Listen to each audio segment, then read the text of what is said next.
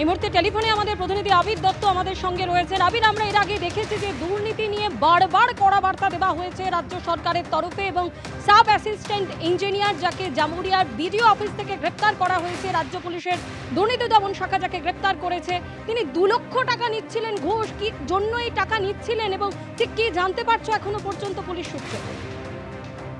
দাদা একেবারেই, এবং যেটা জানা যাচ্ছে যে এসিবির তরফ থেকে ফেনোসলফিন যে টেস্ট, সেই টেস্ট করা হয়েছিল, এবং সেই টেস্ট যখন করা হয় তখন একেবারে ছদ্মবেশে অফিসাররা তারা সেখানে পৌঁছন। টাকার মধ্যে কিছু কেমিক্যাল লাগিয়ে রাখা হয়, এবং তার পরবর্তীকালে যখন ওই যে আধিকারিক তিনি যখন হাতে টাকা নেন তখন সেই কেমিক্যাল তার হাতে লাগে, এবং তারপর যেটা দেখা যাচ্ছে যে ফেনোসলফিন যে টেস্ট, সেই টেস্ট করার পর দেখা যাচ্ছে সে সরাসরি সেই কিন্তু রং পিঙ্ক কালার হয়ে যাচ্ছে, এবং এরপরেই তাকে ধরা হয়।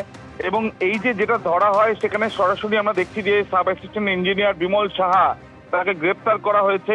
জামবনির বিডিও অফিস থেকে 2 লক্ষ টাকা ঘুষ তিনি নিচ্ছিলেন, এবং মূলত একজন কনস্ট্রাক্টর। এই কনস্ট্রাক্টর তিনি সাব হেলথ সেন্টারের তৈরি করেছিলেন, এবং তাকে টাকা পাইয়ে দেওয়ার নামে সেই কথা বলে 2 লক্ষ টাকা নেওয়া হচ্ছিল। এবং তার সাথে সাথে দেখা যাচ্ছে যে সম্পূর্ণভাবে এই যে এসিবির তরফ থেকে আগে থেকেই প্রচার করা ছিল যে সরকারি কর্মীরা যারা টাকা নেবে সেই বিষয় নিয়ে এসিবিকে জানানো হোক। তারপরেই দেখা যাচ্ছে যে আজকে ঝাড়গ্রামের জামবনিতে বিডিও অফিসে সেখানে sub assistant engineer Bimal Saha, সেই বিমল সাহাকে গ্রেপ্তার করা হয়েছে, এবং ছবিতেই স্পষ্ট যে কিভাবে ছদ্মবেশে অফিসাররা সেখানে উপস্থিত ছিলেন, এবং সেখানে একেবারে সিবিআই কায়দায় সিবিআই এর আগে এই ধরনের প্রক্রিয়াতে কিন্তু বেশ কয়েকজনকে গ্রেপ্তার করেছিল আমরা জানি, এবং সেই প্রক্রিয়াতেই প্রায় 2 লক্ষ টাকা ঘুষ নেওয়ার সময় গ্রেপ্তার করা হয়েছে এই বিমল সাহাকে। মূলত কনস্ট্রাক্টর একজন,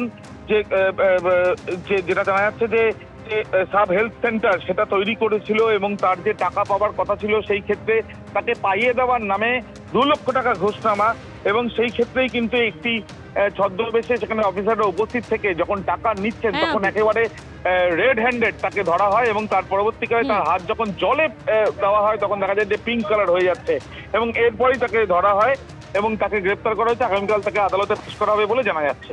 ধন্যবাদ।